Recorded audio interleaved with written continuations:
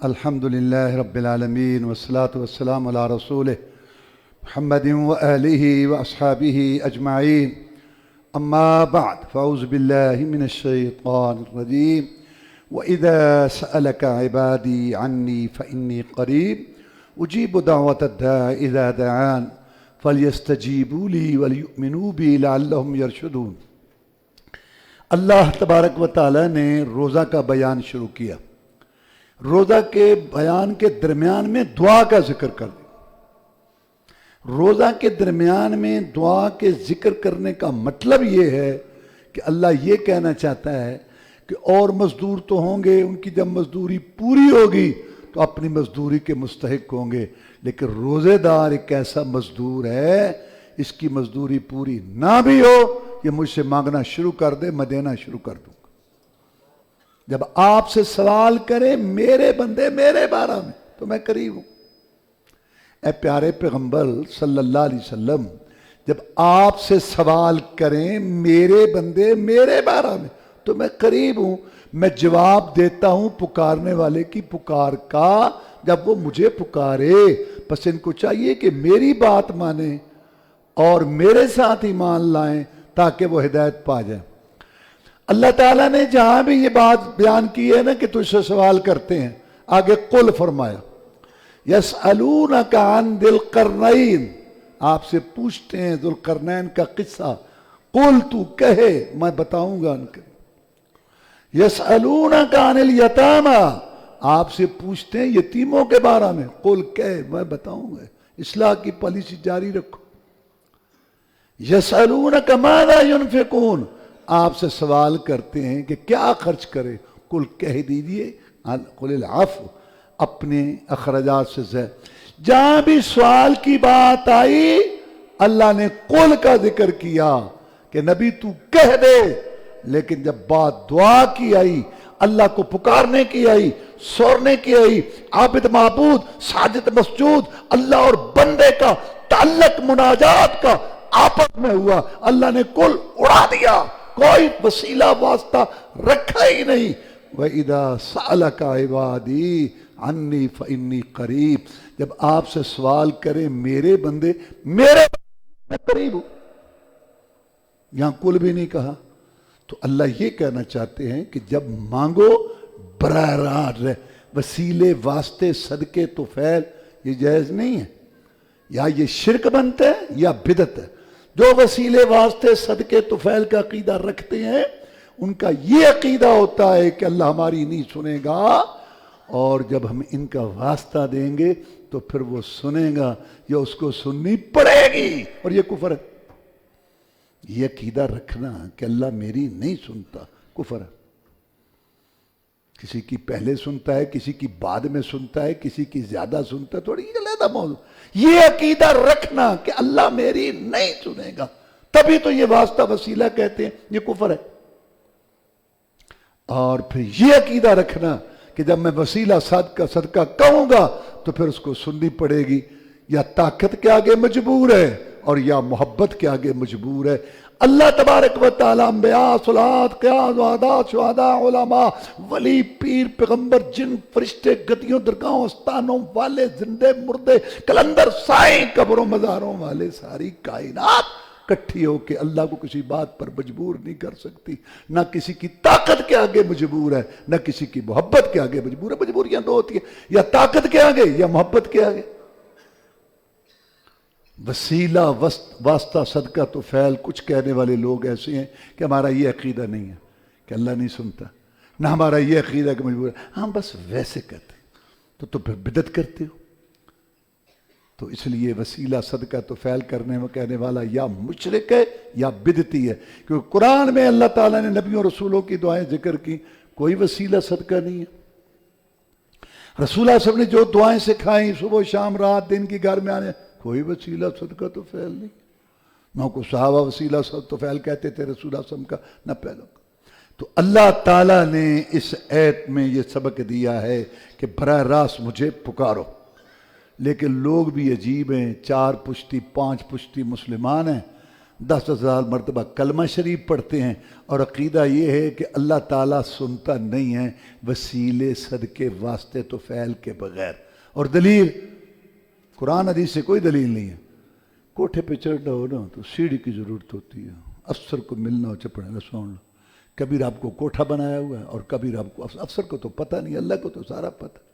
ظالموں قرآن حدیث سے سیکھو، عقیدہ سیکھنا ہے، دعا سیکھنی ہے، نماز سیکھنی ہے، زکوٰۃ سیکھنی ہے، روزہ سیکھنا ہے، حج سیکھنا ہے، تو قرآن حدیث سے پوچھو۔ اپنے رسم، اپنے ذہن، بابے دادے پردادے پیر فقیر، اپنے مرشد، اپنے دھڑے لڑیاں، اپنی تقلید، کیا ہے یہ؟ کلمہ لا الہ الا اللہ محمد رسول اللہ، کلمے میں 2 کا ذکر اللہ رسول، اذان میں 2 کی گواہی اللہ رسول، خطبے میں 2 کا اعلان اللہ رسول، اتحیات سے میں 2 کا اقرار اللہ رسول، قرآن میں اطیع اللہ و اطیع الرسول، یہ بات اللہ کی مانو یا رسول اللہ کی مانو صلی اللہ علیہ وسلم۔ مریں گے قبر میں جائیں گے، پہلا سوال رب کا، دوسرا رسول، تیسرے کی بات ہی کوئی۔ عزت احترام ادب اور بات ہے، لیکن دین ایمان ہدایت وہی ہے جو اللہ نے نازل کر دیا، محمد رسول اللہ نے سمجھا دیا۔ دعا مانگنے کا طریقہ کیا ہے؟ سب سے پہلے اللہ تعالیٰ کی تعریف، حمد ثنا کی برائی، سورۃ فاتحہ پڑھو، اللہ الہ الا انت سبحانک انی کنت من الظالمین ایت کریمہ پڑھو، اور الحی القیوم 3 ایت تمہیں قرآن میں پڑھو، اللہ لا الہ الا هو الحی القیوم، الف لام میم، اللہ لا الہ الا هو الحی القیوم وعنت الوجوہ للحی القیوم۔ اور اللہ تبارک کی تعریف توصیف، یا اللہ تو کبرائی والا ہے، عظمت والا ہے، تو حی ہے، قیوم ہے، بڑا تعریف کرو، وہ اس کے لائق ہے، خوش ہوتا ہے، وہ کرو اس کی تعریف۔ پھر اپنی ندامت شرمندگی پیش کرو کہ تو نے کیا کیا اور میں کیا کر، پھر چمٹ کے اصرار کر کے اللہ سے مانگو۔ رسول اللہ صلی اللہ علیہ وسلم نے یہ دعا ضائع نہیں جاتی۔ اللہ الہ الا انت سبحانک انی کنت من الظالمین۔ یونس علیہ السلام نے کیا کہا؟ یا اللہ تیرے بغیر کو سچا معبود کو نہیں، تو پاک ہے ہر عاجزی کمزوری سے، میں نے غلطی کی، مجھے معاف کر دے۔ اللہ فرماتے ہیں جانی پہچانی آواز ہے، میرا بندہ یونس بول رہا ہے مچھلی کے پیٹ میں، اور قرآن کہتا ہے فَلَوْلَا أَنَّهُ كَانَ مِنَ الْمُسَبِّحِينَ لَلَبِثَ فِي بَطْنِهِ إِلَىٰ يَوْمِ يُبْعَثُونَ۔ اگر یہ یونس ربوت والا، وہی والا، اگر ہمیں براہ راست نہ پکارتا، کسی اور کا وسیلہ صدقہ تو فعل کہتا، قیامت تک مچھلی کے پیٹ میں رہتا، باہر آیا ہمیں پکارنے کی وجہ سے۔ اس لیے اللہ تعالیٰ کو جب بھی ایسے پکارا جائے تو پھر کبھی بھی دعا ضائع نہیں ہوتی۔ رسول اللہ صلی اللہ علیہ وسلم نے فرمایا اللہ تعالیٰ 3 معاملات ایک کرتا ہے، یا فوراً قبول کرتا ہے، حدیث ہے، اور یا کوئی مصیبت ٹل جاتی ہے دعا کی وجہ سے، کوئی تمہاری دعا قبول ہے، دعا تو قبول ہو گئی، تجھے تو پتہ نہیں ہے تیرے بیٹے کا حادثہ ہونے والا تھا، تجھے کو پریشانی آنے والی تھی، تیری دعا کی وجہ سے مصیبت ٹل گئی، تو کہتے ہیں میری دعا قبول نہیں، دعا تو قبول ہو گئی ہے۔ اللہ فرماتے ہیں قُلْ مَا يَعْبَأُ بِكُمْ رَبِّي لَوْلَا دُعَاؤُكُمْ، نبی ان کو کہہ دے کہ میرا رب تمہاری کوئی پرواہ نہ کرے اگر یہ تمہاری دعائیں نہ ہوں، یہ تمہاری جو کرتوتے ہیں نا، میں اس کے ساتھ تمہارا رگڑا نکالتا رہوں، یہ تمہاری دعائیں جو تمہیں لیے، پھر یا اللہ رحم کرم، معافی معافی، یا اللہ معافی، یہ جو تمہاری دعائیں ہیں نا، یہ تمہیں بچائے ہوئے ہیں، تو کہتا ہے قبول ہی نہیں ہوئی۔ دوسری بات یہ ہے کہ کوئی مصیبت آنے والی ہوتی ہے تیری دعا کی وجہ سے ٹل، اور تیسری بات کہ دعا ذخیرہ ہو جاتی ہے، قیامت کے دن اللہ ذخیرہ شدہ دعائیں نکال نکال کے اپنے بندوں بدیوں کے گناہ معاف کرے گا، جنت میں داخلہ دے گا اور ان کے درجات بلند کرے گا۔ اس وقت یہ بے صبرے، بے صبریاں، بے صبرے، بے صبریاں، ساڑھی دعائیں نہیں کو، ساڑھی سن دے کو، ساڑھی کر، اچھا اللہ کے بغیر کوئی اور ہے نہیں تو پھر یہ بے صبرے بے صبریاں قیامت کو کہیں گے اوہو جو دعائیں قبول ہو گئی تھیں وہ بھی نہ ہوتی، دنیا تو گزری جانی تھی، جمع ہو جاتی، آج کام آتی۔ اس کے بعد اللہ نے فرمایا کلوا واشربوا حتی یتبین لکم الخیط الابیض من الخیط الاسود من الفجر، کھاؤ پیو سحری حتیٰ کہ سفید دھاگا سیاہ دھاگے سے نظر آنا شروع ہو جائے۔ عدی حاتم تائی کا لڑکا صحابی رسول صلی اللہ علیہ وسلم، اس نے 2 دھاگے رکھ لیے، ایک سفید رنگ کا ایک سیاہ رنگ کا، تکیے کے نیچے سحری کھاتے رہتے، جب اتنی روشنی ہو جاتی کہ یہ سفید دھاگا ہے اور یہ سیاہ، تو کھانا پینا بند کر دیتے، معاملہ چلتا رہا۔ ایک دن رسول اللہ صلی اللہ علیہ وسلم کی مجلس میں بات چلی، انہوں نے کہا جی میں نے تو بڑا آسان حل تلاش کر، کیا؟ مجھے 2 دھاگے رکھ لیے، ایک سفید اور سیاہ رنگ، جب اتنی روشنی ہو جائے کہ یہ سفید ہے یہ دھاگا، تو میں کھانا پینا چھوڑ۔ آپ مسکرائے، آپ کا کروا کہ ہاں نہیں ہنستے تھے، مسکراتے تھے، سبحان اللہ، جیسے پھول گر رہے، سبحان اللہ، جیسے موتی چمک رہے، مسکرائے، ہلکا پھلکا مذاق کیا۔ میں تیری گدی بڑی چوڑی ہے جس کے نیچے وہ دھاگے آ گئے جو اللہ مراد لینا چاہتے ہیں. تم یہ نہیں سمجھ آئی یہ صبح کا پھوٹنا ہے رات کی تاریکی سے. یہ اللہ نے سفید دھاگا صبح کو کہا ہے اور تاریک دھاگا سیاہ رات کو. اچھا یہ کون تھا؟ یہ صحابی رسول تھا. یہ قرآن کا گواہ تھا. یہ رسول اللہ کا شاگرد تھا. اور یہ عربی دان تھا، فصیح بلیغ تھا، سردار تھا، سردار کا بیٹا تھا. یہ قرآن کی آیت کا معنی نہیں سمجھ سکا جب تک قرآن والے نے نہیں سمجھایا. یہ ہماری یہ دعوت ہے. کوئی لڑائی نہیں، کوئی جھگڑا نہیں، یہ دعوت ہے. مسلمانوں کلمہ پڑھتے ہو نا، قرآن کو جیسے ماننا فرض ہے ایسے یہ بھی فرض ہے قرآن کو ایسے مانو جیسے قرآن والے نے منوایا. یہ فرقہ واریت کو ختم کرنے والی بات ہے. یہ دیکھو صحابی رسول ہے، قرآن کا گواہ ہے، رسول اعظم کا شاگرد ہے، لیکن قرآن کی آیت کا معنی نہیں سمجھ سکا جب تک قرآن والے نے نہیں سمجھایا. مسئلہ مسلمانوں میں فرقہ واریت کا یہ ہے کہ مسلمان قرآن پڑھتے ہیں، کوئی معنی اس کو عربی کے زور پر، رسم و رواج کے زور پر، باپ دادا کے زور پر، امام کا قول، مفتی کا فتویٰ، پیر و مرشد کا ارشاد، سوسائٹی کا تقاضا، من خواہ صوفی ازم، اپنے اپنی میں سے عید کا یہ معنی بھی ہو سکتا ہے. ہاں ویسے یہ بھی ہو سکتا ہے. کون ہے تم؟ وہ خالق مالک رازق ہے، اس نے قرآن اتارا جس کو اس نے بڑا بتا کے بھی وہ بتائے گا. یہ معنی بھی ہو سکتا. قرآن کے مفسر بنے بیٹھے ہیں یہاں پاکستان ہندوستان میں جن کو قرآن کی زبان نہیں آتی. یہ ہے اصل مسئلہ مسلمانوں کی فرقہ واریت کا.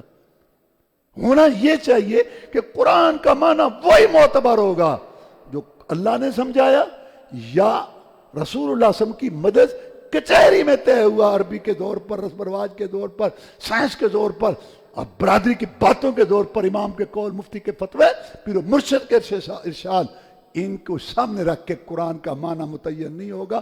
قرآن کا معنی وہی متعین ہوگا جو محمد کی کچہری میں طے ہوا صلی اللہ علیہ وسلم. اس کا اتفاق کر لیں سارے مسلمان.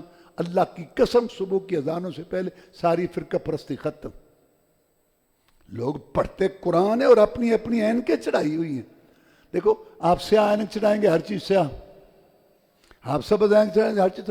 اگر تقلید کی اینک ہوگی، حنفیت کی، شافیت کی، نقشبندیت کی، بریلیت کی اور سہروردیت کی، وہابیت کی، اپنے اپنے علاقے کی اینکیں، تو تمہیں قرآن ایسے. اور ساری اینکیں اتار کے اگر اس کو اصل میں دیکھو گے اللہ رسول کے فرمان کی روشنی میں، آپ کو عقیدہ بھی واضح ہو جائے گا، نماز بھی واضح ہو جائے گا. اس کے بعد اللہ نے رشوت کا مسئلہ بیان کیا. فرمایا وَلَا تَأْكُلُوا أَمْوَالَكُمْ بَيْنَكُمْ بِالْبَاطِلِ وَتُدْلُوا بِهَا إِلَى الْحُكَّامِ لِتَأْكُلُوا فَرِيقًا مِنْ أَمْوَالِ النَّاسِ بِالْإِثْمِ وَأَنْتُمْ تَعْلَمُونَ. رشوت حرام. حدیث میں رشوت لینے والا اور دینے والا جہنمی. رشوت حرام جو کھاتے ہیں. لیکن سوال یہ کہ رشوت ہے کیا؟ رشوت تو حرام ہے، رشوت ہے کیا؟ قرآن کہہ رہا ہے رشوت وہ ہے کہ آپ کسی کا مال لینے کے لیے، کسی کا مال ہڑپ کرنے کے لیے حاکموں کو، افسروں کو پیسہ دیں. یہ رشوت ہے. اگر آپ کا پلاٹ ہے، آپ کی دکان ہے، آپ کی زمین ہے، وہ آپ کے نام نہیں لگا رہا، وہ پیسے مانگتا ہے آپ سے، ساری دنیا کو پتہ ہے کہ آپ کا پلاٹ ہے لاکھوں کا، کروڑوں کا، آپ کہتے ہیں یار تم ملازم ہو چھوڑو. نہیں، آپ اس کو جو پیسے دے رہے ہیں یہ رشوت نہیں ہے. لینے والے کے لیے ہر صورت جرم، ہر صورت جرم لینے والے. لیکن دینے والا کب مجرم ہے؟ جب رشوت دے. اپنا پلاٹ، اپنی زمین، اپنی دکان، اس پر آپ سے کوئی پیسہ لیتا ہے، حرام لیتا ہے، کھاتا ہے، یہ رشوت نہیں ہے. جیسے آپ جا رہے ہیں، کتا آپ کو کاٹنے کے لیے آتا ہے تو آپ اس کے سامنے روٹی پھینک دیتے ہیں، یہ رشوت ہے. آپ جا رہے، ڈاکو آ گئے، لاؤ موبائل، اب 15-20 ہزار کا موبائل بجا، اس میں 5,500 روپئے جان چھوڑ میری قدر لیا، یہ رشوت ہے. اپنی زمین، اپنا پلاٹ، اپنی جائز چیز تمہیں نہیں مل رہی اور تم پیسے دیتے ہو، یہ تمہارا حق نہیں، یہ رشوت نہیں.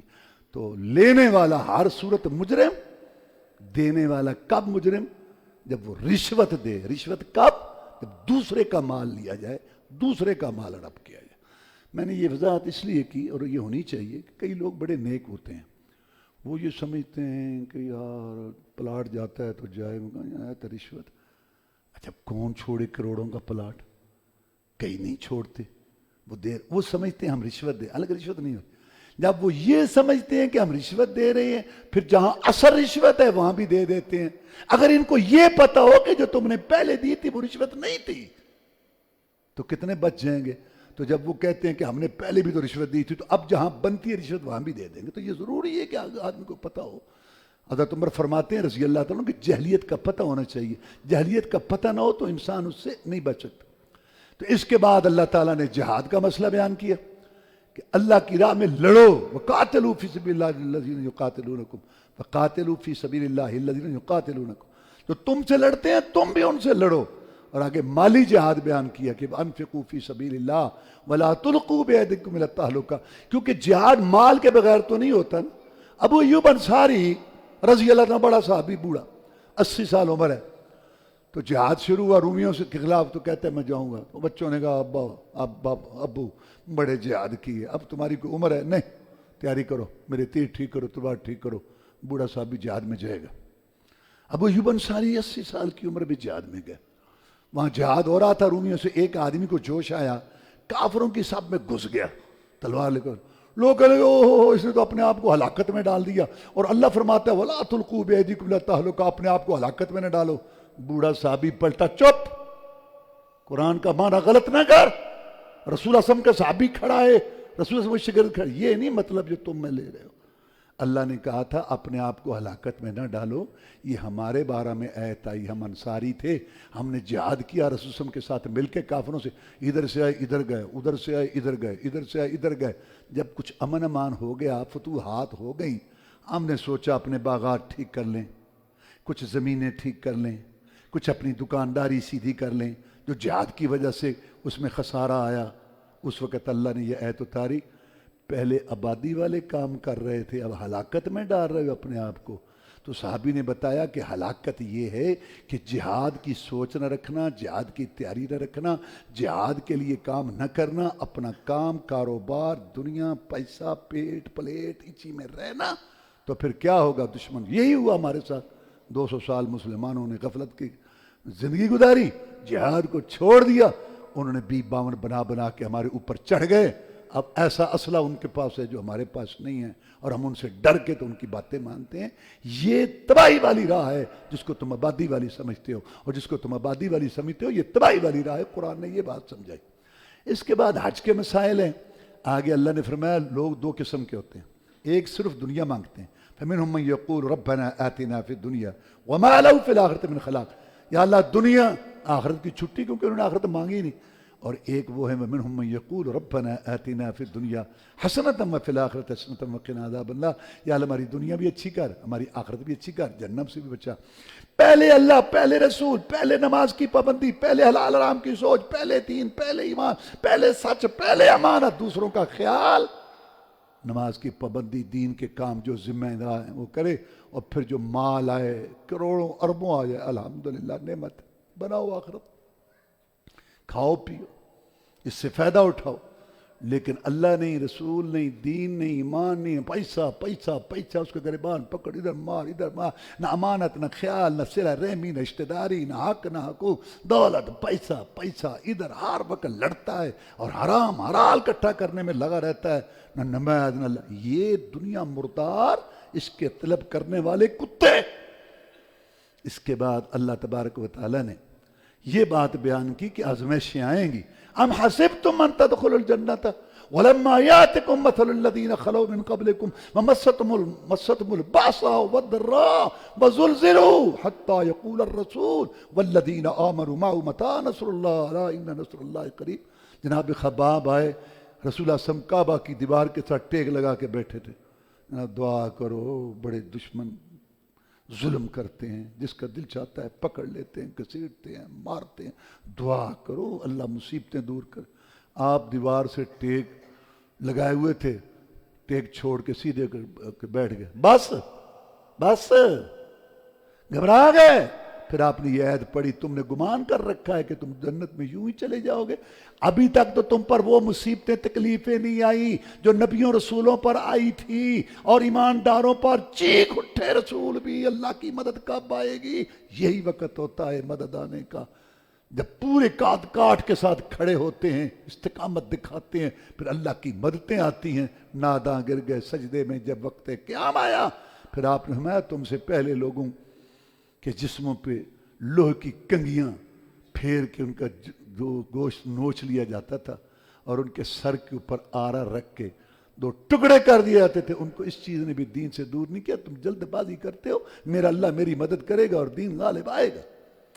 آگے جہاد کا مسئلہ فرمایا کتب علیکم القتال وهو کرہ لکم، جیسے فرمایا نا کتب علیکم الصیام، تو پر روزے فرض ہو گئے، جیسے فرمایا ان الصلاۃ کانت المؤمنین کتابا موقوتا، کہ نماز مومنوں پر مقرر اوقات میں فرض ہے، کتاب کا لفظ ہے روزے میں بھی، ایسے فرمایا کتب علیکم القتال، تم پر لڑائی بھی، دشمنوں سے لڑائی بھی فرض کر دی گئی، لیکن وہ تمہیں ناپسند ہے۔ نماز میں نہیں کہا ناپسند ہے، پڑھتے ہو ہیں، یہ نہیں کہا کہ تم جو ہے اس کے اندر روزہ تم ناپسند ہے، لیکن جہاد ناپسند ہے، جان مال دینی پڑتی۔ اس کے بعد اللہ تعالیٰ نے یہ بات ارشاد فرمائی کہ مرتد لوگ جو ہے نا ان کے عمل ضائع، 3 قسم کے لوگ ہیں جن کے عمل ضائع۔ مشرک 100 سال کی عبادت تو 1 منٹ کا شرک کر کے مرے، 100 سال کی عبادت کا بیڑا غرق۔ 100 سال کی عبادت تو مرتد ہو کے مرے، 100 سال کی عبادت کا بیڑا غرق۔ 100 سال کی عبادت تو بدعتی ہو کے مرے، 100 سال کی عبادت کا بیڑا۔ مشرک، مرتد، بدعتی، ان کے اعمال ضائع۔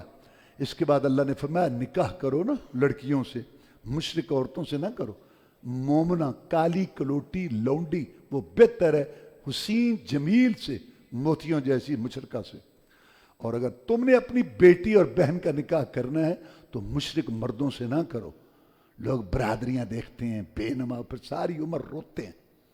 رسول اللہ فرمایا 4 وجہ سے شادی کی جاتی ہے حدیث میں، یا حسن، خاندان، مال، دین، یہ 4 چیزوں کو لوگ دیکھتے ہیں۔ اے میری امتی تو دین کو پہلے رکھ، پہلے دین ہو، توحید، عقیدہ، نماز کی پابندی، شرافت، پردہ، یہ پہلے ہو، پھر اگر حسن ہے، مال ہے، خاندان ہے تو ٹھیک ہے۔ پہلے دین کو، لوگ مال، حسن کو، برادری کو آگے رکھتے ہیں اور پھر روتے ہیں، ہم نے بڑے سنے اور رو رہے۔ اس کے بعد اللہ تعالیٰ نے میاں بیوی کے مسائل، نکاح کے مسائل، طلاق کے مسائل، عدت کے مسائل، دودھ پینے کے مسائل، مہر کے مسائل، یہ تفصیل سے بیان کی۔ اس کے بعد نماز کا مسئلہ بیان کیا کہ دنیا میں انہی چیزوں میں نہ لگ جاؤ، میاں بیوی اور بیٹھنا اٹھنا نہیں، نماز، حافظوا علی الصلوات والصلاۃ الوسطی وقوموا للہ قانتین، میں حفاظت کرو نمازوں کی، خاص طور پر عصر کی نماز، یہ درمیانی نماز۔ اس کا ذکر خاص طور پر کیوں کیا؟ بڑے بڑے نمازیوں کی یا عصر کی نماز رہ جاتی ہے یا لیٹ ہو جاتی ہے، صبح بھی اٹھ کے ماشاءاللہ کام شروع ہو گیا، زور تک کافی، پھر امید ہوتی ہے کہ ابھی دن باقی ہے، لوگ نماز پڑھتے ہیں، جن کو اللہ توفیق دی، مغرب کے ٹائم بھی کام ختم کرنے کا سب سے زیادہ مسئلہ عصر کا ہوتا ہے، چلے گئے تو کام رہ جائے گا، حالانکہ اس سے بڑا کوئی کام کوئی نہیں نماز۔ تو بڑے بڑے نمازیوں کی یا رہ جاتی ہے یا لیٹ، رسول اللہ منافق دیکھتا رہتا ہے، ابھی سورج ہے، ہاں ابھی ہے سورج، ابھی ہے، بس ٹائم دیکھتے رہتے ہیں، اور بالکل جب سورج غروب ہونے لگتا ہے تو آ کے پڑھتے ہیں، فرمایا یہ منافقوں کا ٹائم ہے، ینکر نکرت دیگ، مرغی کی طرح یہ ٹھونگے مارتا ہے۔ اور پھر عصر کی نماز کے متعلق رسول نے فرمایا جس کی عصر کی نماز رہ گئی اس کے مال، گھر، اولاد، ایسے سب جو دکان آگ لگ گئی، عصر کی نماز رہ گئی برابر۔ بخاری شریف میں ایک اللہ کا نبی جہاد کر رہا تھا تو سورج رک گیا، اس کے لیے اس نے دعا کی تھی، کیونکہ جہاد مکمل ہوگا، اگر اب نماز عصر پڑھتے ہیں تو جہاد رہ جاتا ہے، شہر فتح ہونے والا تھا۔ تو حدیث میں ہے بخاری شریف میں کہ سورج رک گیا، نبی اور اس کے ساتھیوں نے جہاد مکمل کیا، پھر عصر کی نماز پڑھی، پھر سورج چلا، کبھی نہیں رکا، رکا تو جہاد کے لیے یا عصر کی نماز کی۔ اس سے آپ اندازہ لگائیں کہ یہ کتنی اہم ہے۔ آگے اللہ نے فرمایا نماز میں اللہ نے رعایتیں دے دی، چھٹی نہیں دی، یا اللہ میں کھڑا نہیں ہو سکتا، بیٹھ کے پڑھ لیں، میرے کو سجدہ نہیں کرنا، اشارہ کر لیں، مجھے پانی تکلیف دیتا ہے تو یہ منہ کر لیں، میں مسافر ہوں تو 2 پڑھ لیں، میں جہاد میں ہوں، اے میرے مجاہد فإن خفتم فرجالا رکبانا، گرتے پڑتے اشارے سے تو 2 رکعت پڑھ لے، نہ 1 رکعت پڑھ لے، میں مولا 4 کا ثواب لکھ دوں گا۔ سب سے زیادہ رعایت مجاہد کو دی، چھٹی نہیں ہے، نہ نبی کو نہ امتی کو۔ وجہ اللہ کہتے ہیں سب کچھ میں نے تمہارے لیے بنایا اور تمہیں میں نے اپنے لیے بنایا، اور میں نہیں چاہتا میرے بندوں میری بندیوں کہ تمہارا دل کبھی میری محبت سے خالی ہو۔ یہ سجدہ نماز اللہ سے محبت کی دلیل ہے، والذی خلق لکم ما فی الارض جمیعا، سب کچھ تمہارے لیے بنایا اور تمہیں میں نے اپنے لیے بنایا. کھیتیاں سرسبز ہیں تیری غذا کے واسطے، چاند سورج اور ستارے ہیں ضیاء کے واسطے، جانور پیدا ہوئے تیری وفا کے واسطے، سب جہاں تیرے لیے اور تو خدا کے واسطے. اللہ تعالیٰ نے اس کو یہ رہتے دے دی، لیکن مومن مرد اور عورت کو چھٹی نہیں دی. حی علی الصلاح حی علی الفلاح سن کے اگر بیوی بچوں کو چھوڑ کے، گھر بار کاروبار کو چھوڑ کے، دوست احباب کو چھوڑ کے اگر تو مسجد میں آتے، اللہ کی قسم تیرے دل میں پیدا کرنے والے کی محبت ہے جو تجھے مسجد میں لائی ہے. اور اگر حی علی الصلاح حی علی الفلاح سن کے بیوی بچوں کے پاس کاروبار میں لوگ بارہ گھنٹہ گھنٹہ 2 گھنٹے بیٹھے رہتے ہیں، یخ یخ باقی یخ گپے مارتے رہتے ہیں، آتے نہیں ہیں. اور وہاں یہاں کجروں کے چہرے بوتھے دیکھتے بھائی ان نہیں ہو جان. اور کوئی حکو دی گڑ 40 سال کے بچے کو شاید نکلی، لوگ بیٹھے 20-25 منٹ تو ہر نماز کے لیے نہیں آتا. خالق مالک رازق ہے، خوراک غذا دیتا ہے، کھلاتا پلاتا ہے، گھر بار بیوی بچے، اتنا کچھ تجھے دیا. اگر تو 24 گھنٹوں میں گھنٹہ سوا نماز کے لیے نہیں دے سکتا 5 ٹائم، لعنت ہے تیری زندگی پر جو جنگل کے خنزیر سے بھی بدتر ہے. کھانا پینا سونا جاگنا، یہ تو جانور کی زندگی. آگے اللہ نے کہا خوف کے وقت تم ایسے پڑھو سواری حالت میں نماز، لیکن فَإِذَا أَمِنْتُمْ جب امن میں ہو جاؤ فَاذْكُرُوا اللَّهَ، پھر اللہ کو یاد کرو، کما علمکم ما لم تکونوا تعلمون، جیسے اللہ نے تمہیں نماز سکھائی. اللہ نے یہاں نماز کو ذکر کہا. کیوں؟ ذکر کی سب سے اعلیٰ کامل شکل یہ نماز ہے، کیونکہ نماز کے اندر زبان سے بھی ذکر ہے، دل سے بھی ذکر ہے، اعضاء بھی ہے، ارکان بھی ہے، عبادت بھی ہے، سوال بھی ہے، دعا بھی ہے، کبریائی بھی ہے، عظمت بھی ہے، خشوع خضوع بھی ہے، اللہ کے آگے جھکنا. بہت یہ ایک مکمل طریقہ ہے نماز کا، ذکر کا. تو جو نماز پڑھتے ہیں پڑھتی ہیں وہ ذکر کرتے ہیں. لیکن ہمارے یہاں ہندوستان پاکستان سے عجیب ہی شریعت بنی. کہتے مولوی صاحب ہاں بندے نے نماز تک کدے نہیں پڑھی، مسیتے تک کدے نہیں آیا، ذکر بڑا کرتا. پچھلی رات ہی کچھ ذکر کچھ جلیاں ہو. اچھا ہو کیوں کہتے ہیں؟ کیونکہ اللہ ہو تو اللہ ہا بھی ہے، پر ہا یہ کیوں نہیں کر دے؟ اچھا وللہ ہے یہ کیوں نہیں کہیں؟ ہو جو سنو سمجھو، ہو تو لے آیا، ہا کی تو یہ بغلولہ دا دین ہے. ذکر کی سب سے کامل شکل نماز ہے. کہتے جی نماز تک کہتے نہیں پڑھی، تیرا دل ٹھک ٹھک ٹھک چلتا ہے. دل تو ہندو دا بھی چلتا ہے، سکھ دا بھی چلتا ہے، دل باندھے بندہ ان مر جاندہ ہے. سنا ذکر کی سب سے کامل مکمل شکل نماز ہے. اور نماز پڑھو جیسے اللہ نے تمہیں سکھائی. اور اللہ نے تو نہیں سکھائی قرآن میں اتنے رکھتے پڑھو، کس نے سکھائی؟ رسول اللہ صلی اللہ علیہ وسلم. اور رسول صلی اللہ علیہ وسلم کا سکھانا اللہ کا سکھانا ہے. اس کے بعد دوسرے پارے کے آخر میں اللہ نے یہ مسئلہ بیان کیا کہ بنی اسرائیل پہ ذلت و رسوائی مسلط ہو گئی، تو نے اپنے نبی سے کہا دعا کر اللہ کو بادشاہ مقرر کرے تو ہم جہاد کریں اللہ کی راہ میں. اس کا مطلب ذلت رسوائی سے نکلنے کا ذریعہ جہاد ہے. جہاد یہ ہے ایک چیز جو ذلت رسوائی سے نکالنے. تو بادشاہ مقرر ہوا تو کہنے لگے یہ تو اس کے پاس تو مال نہیں ہے. نہیں کہا اس کے پاس علم بھی ہے، ہنر بھی ہے، اور جسمانی طور پر بھی مضبوط ہے. اور وہ تھا طالوت.